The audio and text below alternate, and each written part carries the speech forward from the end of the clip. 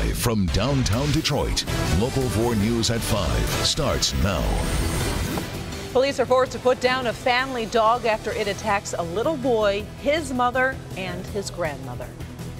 Their defective airbags killed 16 people and injured at least 180 more. Now Takata has been ordered to pay for it. Several big questions need answering tonight in the killing of an Oak Park woman outside a home in Warren.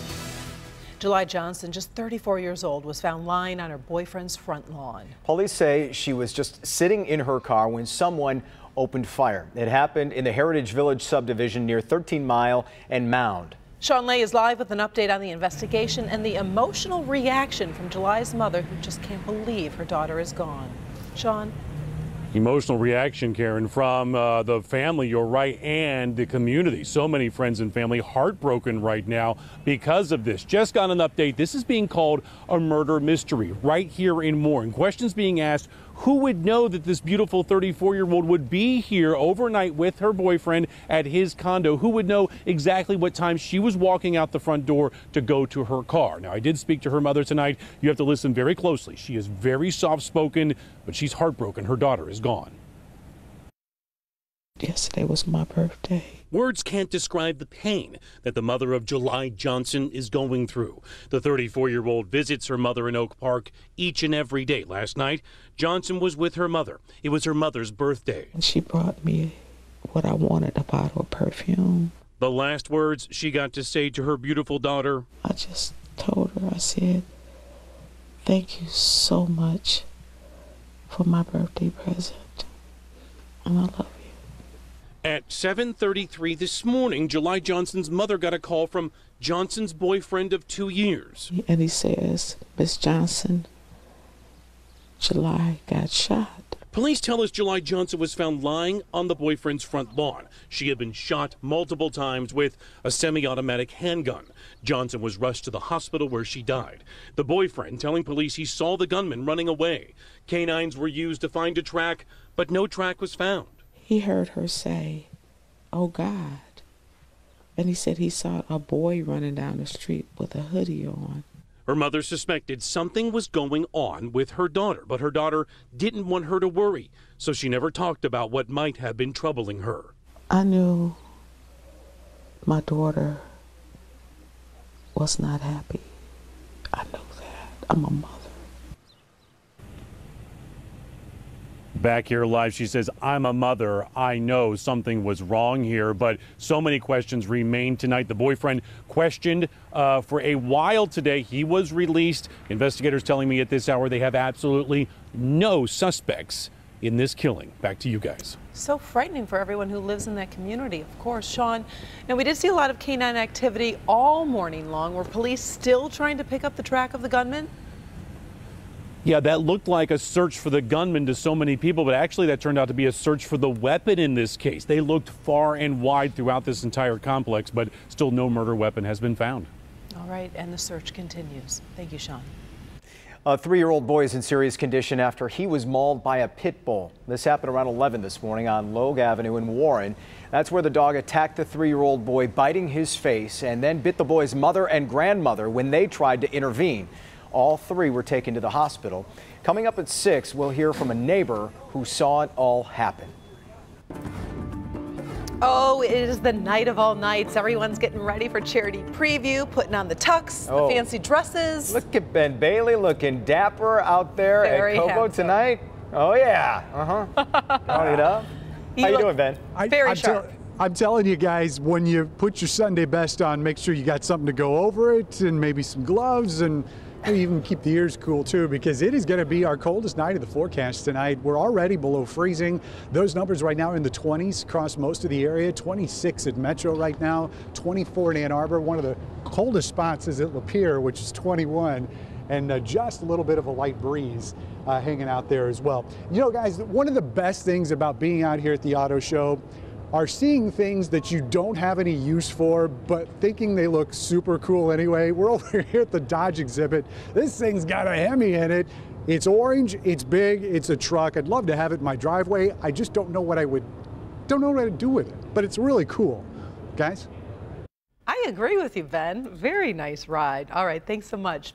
In other news tonight, federal prosecutors came down hard today on auto airbag manufacturer Takata. The company faces huge fines, and several of its executives are looking at the possibility of extensive jail time. Local 4 business editor Rod Maloney is live at Cobo Center tonight with the story. And Rod, this is a major development. Yeah, no doubt about it. I mean, this is a situation where we're talking one of the largest auto recalls ever. It's very expensive, and the DOJ said today that it, in many ways, is a throwback to the cases that we saw maybe 100 years ago, where profit took the place of people. And so one of the things that they've done here is that they've gone after the company and executives within it, and they're saying that it was the customers, mostly car companies like Honda here, Ford, General Motors, were the initial customers. But then you have to remember that a lot of people died and a lot of people were injured driving the cars that had these airbags. For all intents and purposes, the inflators Takata put into cars were nothing short of loaded cannons, shooting shrapnel into the faces and necks of the unsuspecting in accidents, says U.S. Attorney Barbara McQuaid, who laid out her case in an afternoon news conference. From at least the year 2000, Takata knew that certain inflators, that's the device that's in the airbag that makes them inflate, were not performing as they were supposed to. The company pleads guilty to wire fraud and will pay $1 billion in fines for the 16 deaths and 100 injuries the inflators caused. McQuaid claims 3 Takata executives exchanged extensive emails about the problem and ordered engineers to change and conceal data. Shinichi Tanaka, the EVP of Global Operations, Hideo Nakajima, Takata Director of Engineering, and Suneo Chikarashi, the Director of Asia Airbag Inflator Operations, are no longer with the company, but they're charged with 5 counts of wire fraud and 1 count of conspiracy.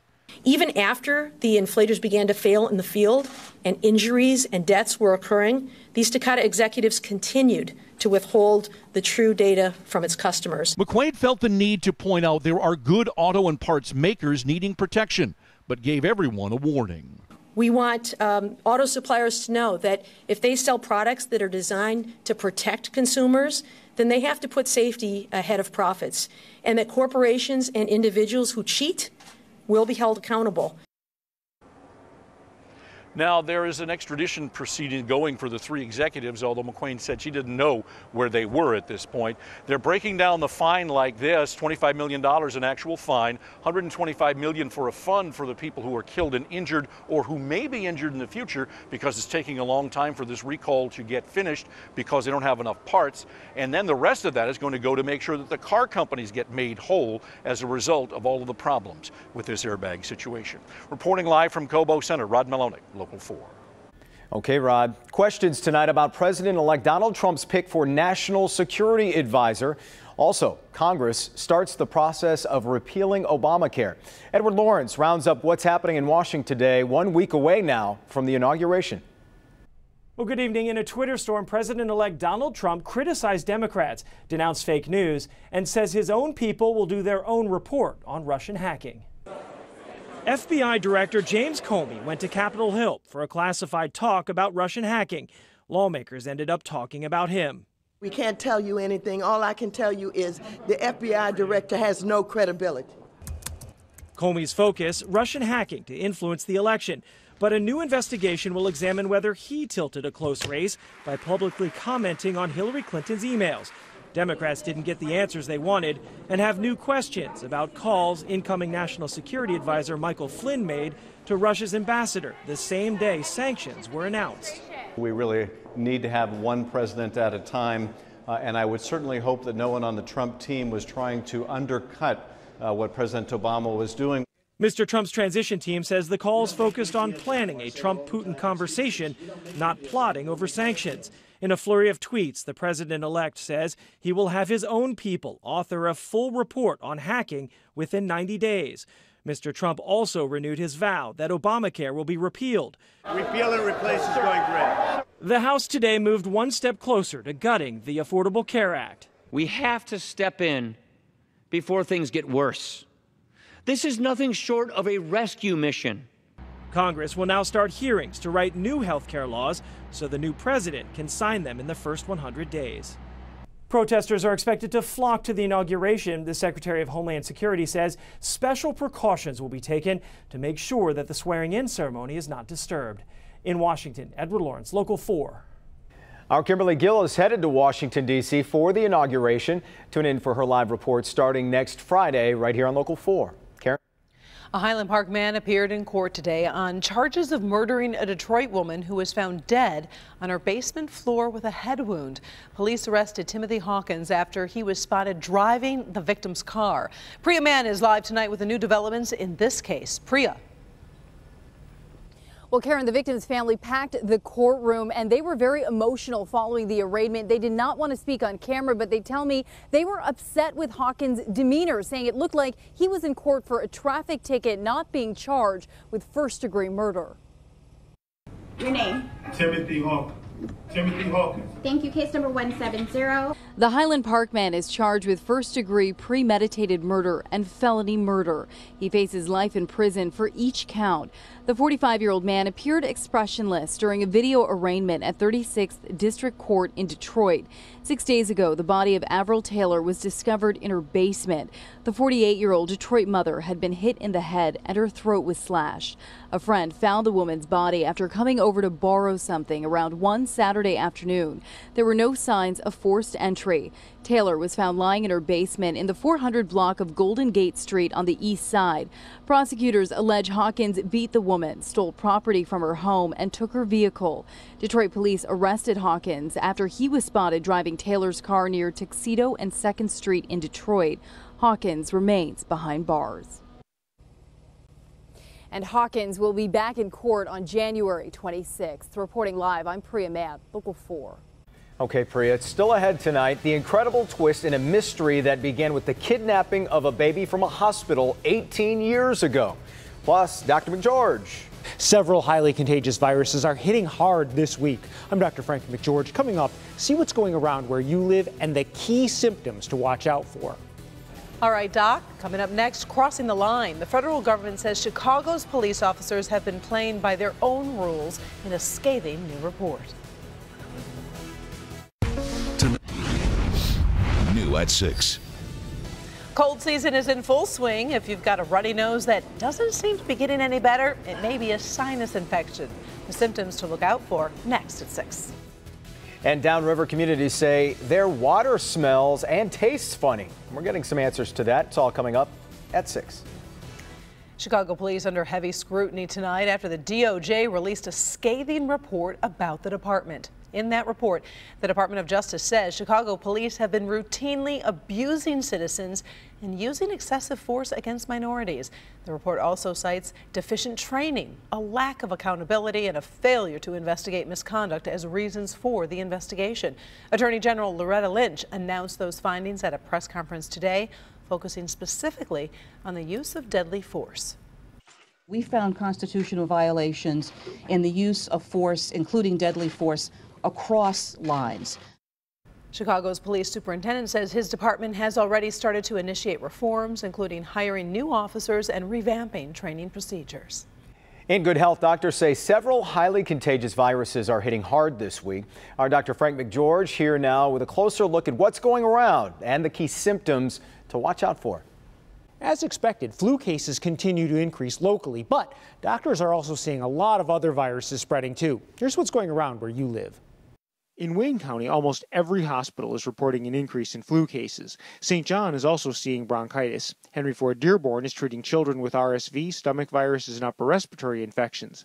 Pink eye is popping up in some school-age kids, and the key symptom is redness and a crusty yellow discharge. Over to Oakland County, flu and severe stomach viruses top the list at Providence Park in Novi. Dr. Jason Talbert in Madison Heights is seeing a lot of patients with stomach viruses, bronchitis, and sinus infections. Clarkston Medical Group reports RSV, and CVS Minute Clinics are seeing viral illnesses causing a lingering cough and some pink eye. West to Washtenaw County, where confirmed cases of the flu are rising, and the first flu-related death was reported in an older adult.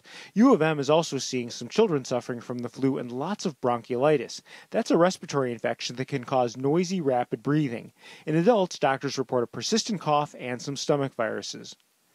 In Monroe County, the ER at ProMedica Monroe Regional is seeing influenza, stomach viruses, and some cases of norovirus. Dr. Anthony Songo's office is treating upper respiratory infections and pneumonia.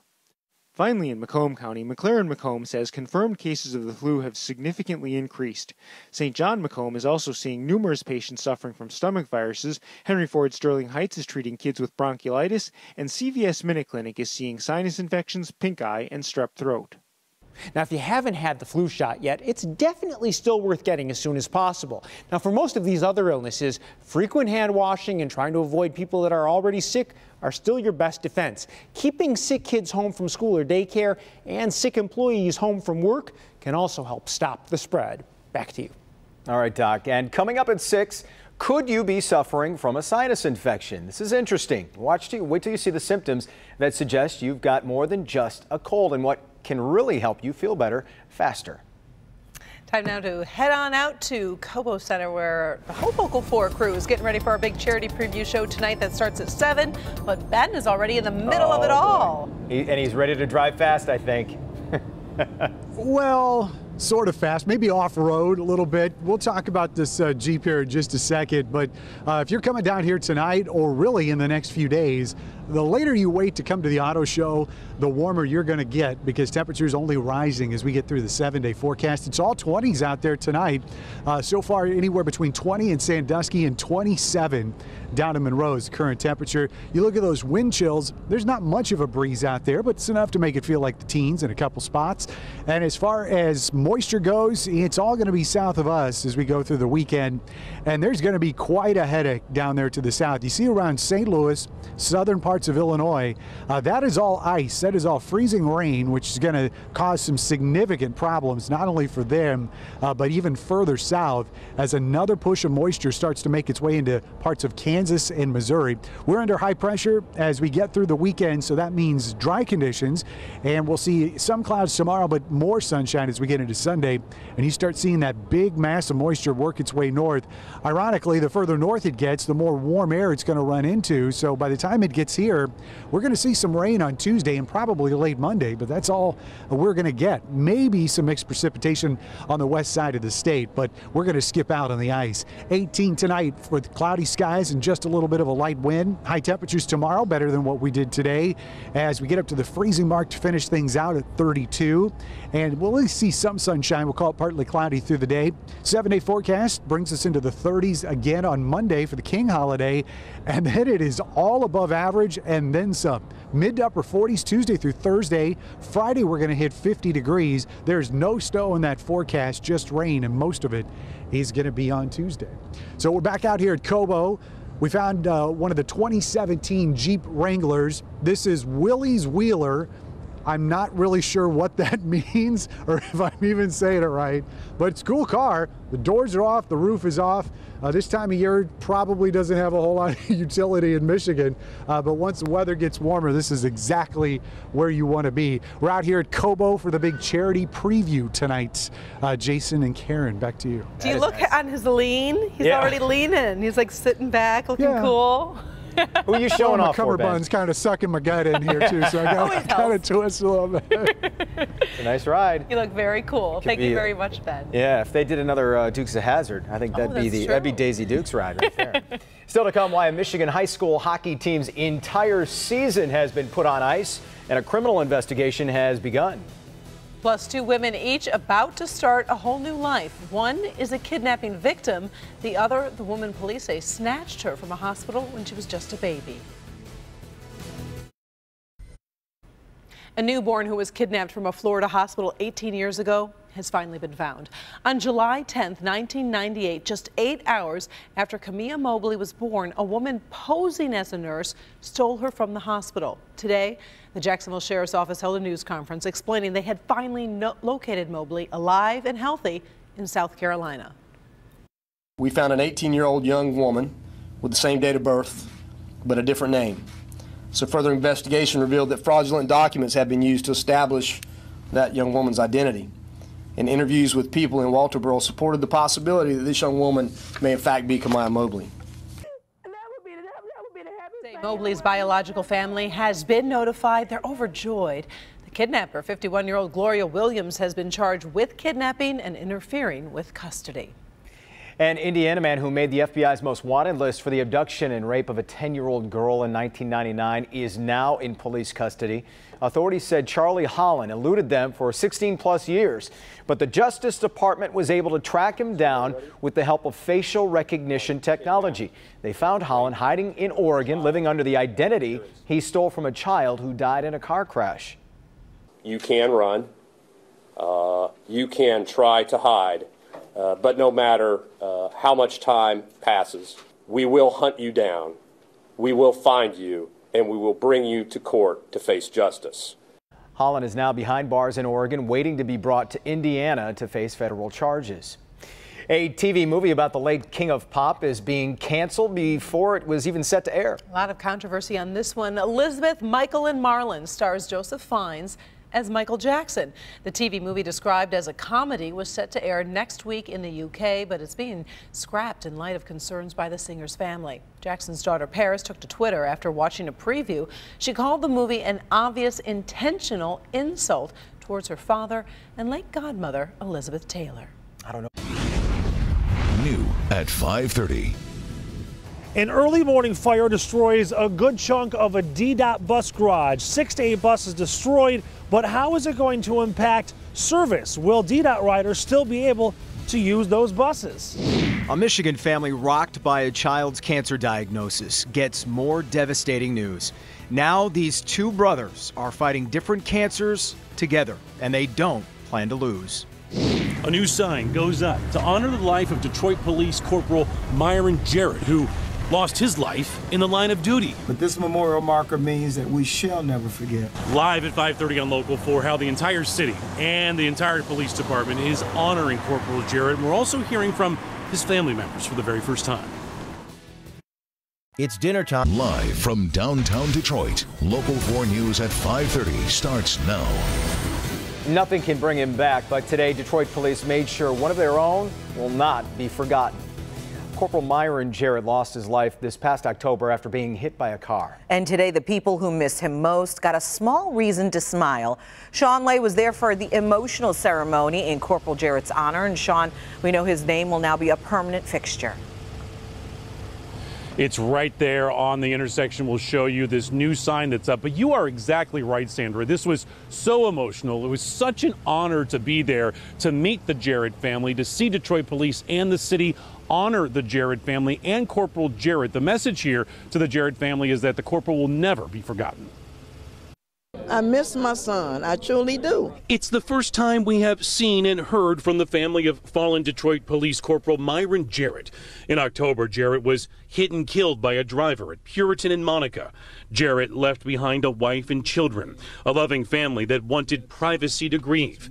But that family is here today. The city of Detroit and Detroit's police department dedicating this sign in Jarrett's honor at the site where he lost his life, so that Corporal Jarrett will never be forgotten. Thank you for loving my son.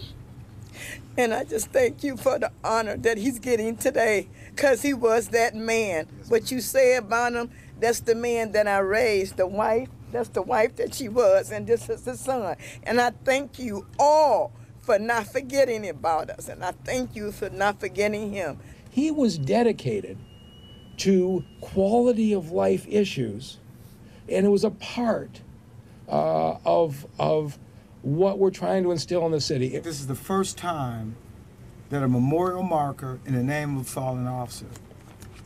That's a lot. This memorial marker means that we shall never forget. We will never forget Corporal Myron Jarrett. We thank him and his family to his real dedication to law and service in the city of Detroit. Jason, Sandra, the work is going to begin now to actually change a street name there in honor of Myron Jarrett. Back to you. And what's the very latest on the man who hit and killed Corporal Jarrett? What do we know? Yeah, there's still a criminal case there, Sandra. You are right. Stephen Guzina, he is charged with that hit and run. He's going to go on trial for hitting and allegedly hitting and killing Myron Jarrett, Corporal Myron Jarrett. That's going to happen in May. All right, and of course we'll be following it. Thank you, Sean. In other news tonight, 16 Detroit firefighters graduated from EMS training today. The ceremony took place this morning at the Detroit Public Safety Headquarters on 3rd Avenue. Altogether, 16 firefighters were honored after finishing 24 weeks of training, which included ambulance time and also helping with medical runs. An entire section of a Detroit transportation garage burned down today, caused by a fire that likely started inside the engine of a city bus. It started around 1:30 this morning at the Shoemaker Garage near I-94 in Connor. And in the chaos of the huge fire there, workers were racing to save buses from the flames. As Nick Monticelli reports, despite all that, could have been a lot worse.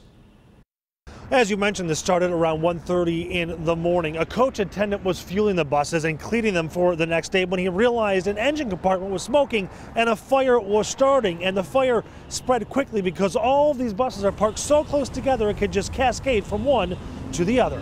They went in, they did the best they possibly could, and there was just too much flammable material in there, and it was spreading very quickly. As you can imagine, a fire fueled by diesel is not going to be easy to put out. This one lasted nearly 9 hours, but amazingly, despite all of this, service is fairly normal today. I didn't know it was that bad at first. Walking her kids to school and past the fire, Paris Winters was relieved to hear the buses will be running as normal. We don't need that. It's cold out here. We need these buses to be on time. We got kids, everything. We got work, school. 6 to 8 buses have been destroyed. A firewall stopped the flames from spreading, and workers raced to get as many buses out as they could. That's why routes around town were barely behind schedule. And I was almost emotional when they came in and said, "We're making it. We might be a few minutes late." The work to tear down this section of the garage has already begun. From Sky 4, you can see and understand why that has to happen. All of Bay D has burned down. There's basically nothing but twisted metal and burned charred wood and everything else. But most importantly, no one was hurt, and all of this can be replaced. Detroit's East Side, Nick Monticelli, Local 4. All right, Nick, by now those minor slowdowns he talked about should be over, but to check, you can download and use the DDOT mobile app, or you can call 313-933-1300. While millennials may act like they have it all figured out, because they do, it turns out they earn significantly less than baby boomers. They sure do, with a median household income of a little more than $40,000. It turns out millennials earn 20% less than boomers did at the same stage of life. And the disparity in net worth is even larger, with millennials sitting 56% behind boomers. The study doesn't give an exact reason for the decline, but says the same struggle could face future generations as well. Hockey team in northern Michigan is suspended for the rest of the season after their district said students hazed one of their teammates. The Mid-Michigan Storm, a team with players from Gladwin, Beaverton, and Harrison high schools, were suspended indefinitely by the Gladwin Community Schools District. The superintendent there says they are still investigating, but there's no doubt about the seriousness of the situation. It was extremely serious. There were a number of people involved at various levels, and I made the decision that the best way to handle it would be to close the season for the rest of this year. CBEC says there will be more meetings to discuss further penalties, which could include canceling next season as well. Across Michigan tonight, the State Department of Health and Human Services is improving one of its systems so victims of crime can have peace of mind. The Michigan Victim Information and Notification Everyday System, known as VINE, allows victims to check the status of an offender at any time. A new feature called Registration Link 2.0 makes it easier to follow offenders who are being transferred in county jails or in state prisons. These two teenage brothers right here on the west side of Michigan are fighting for their lives. They were both diagnosed with different forms of cancer, and their strength is nothing short of inspiring. Faith, friends, family, and God. Those four things helping Bryson Ricker get through the most challenging year of his young life. In January of 2016, doctors told him his brain cancer had a 0 survival rate. That was the worst day of our lives. But Bryson's optimism has become a shining light for his family. I just know that I can beat this and it's going to all work out good in the end. His family fully behind him being able to beat a grim diagnosis. In June 17th, we found out that his tumor had doubled in size. At that point, he was sent home and said there was nothing more that could be done for him and that we should call hospice and enjoy the little time that we had left. But refusing to give up hope, his mom searched for a way to save her son's life.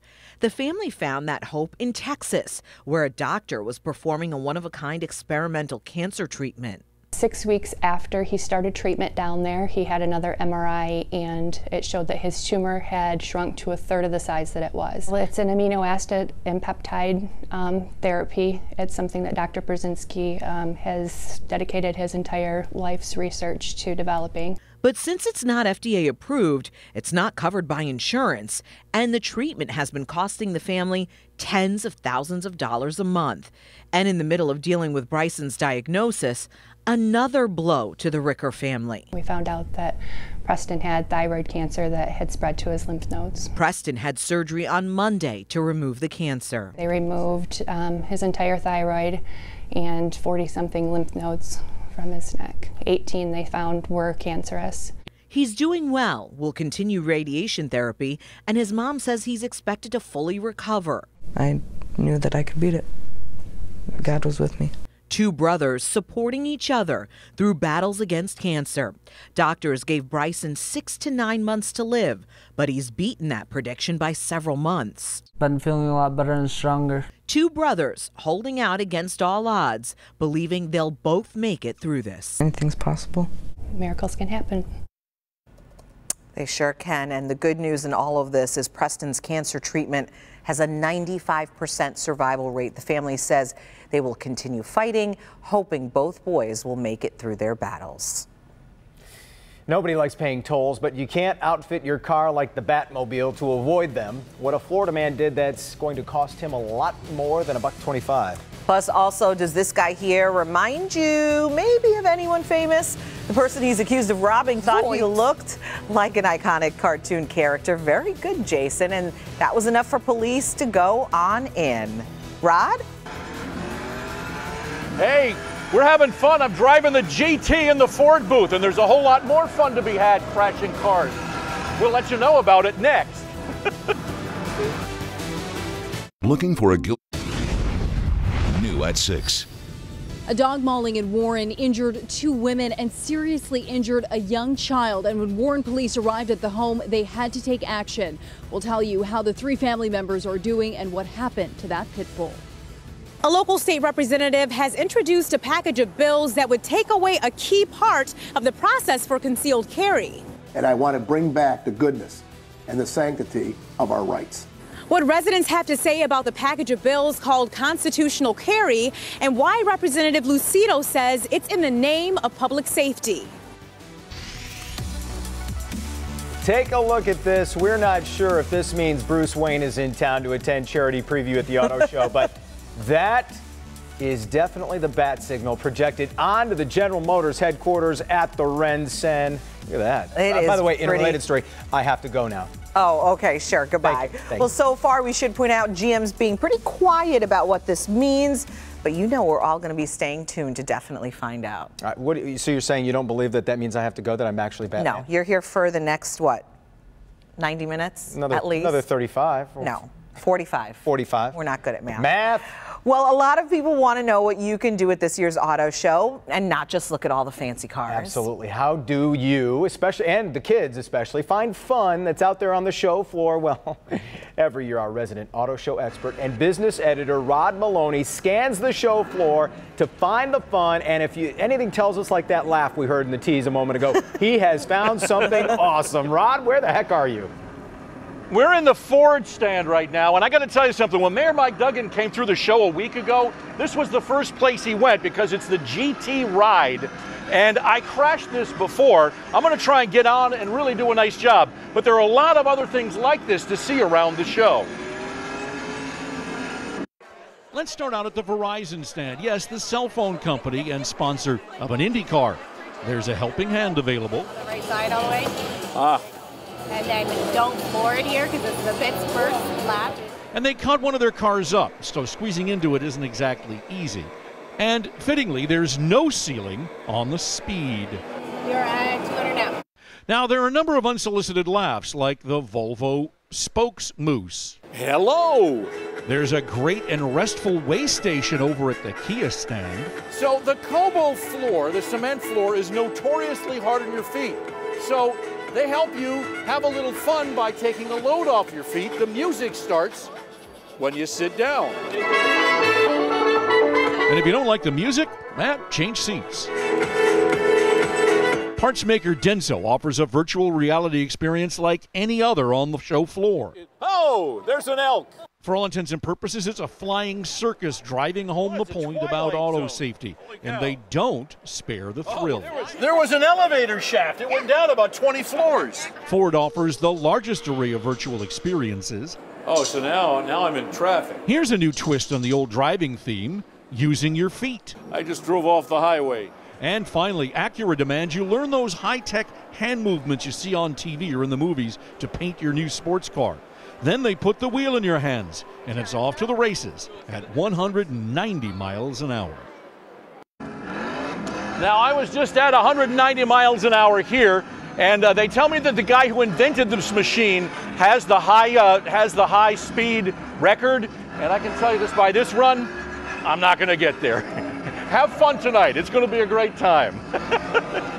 Rod's already having a blast. Nice job, Rod. Stay safe on the road out there. I don't think that's going to happen. Coming up tonight at 7, by the way, we invite you to watch our special coverage of the charity preview. Ben, Devin, Kimberly, and the rest of our Local 4 team are going to give you a glimpse into the party and, of course, also show you what's new at the auto show this year. And again, that's coming up tonight at 7. If you're not attending charity preview, your first chance to see the auto show comes tomorrow morning. Public days at the auto show run January 14th through the 21st from 9 a.m. to 10 p.m. And then Sunday the 22nd from 9 to 7.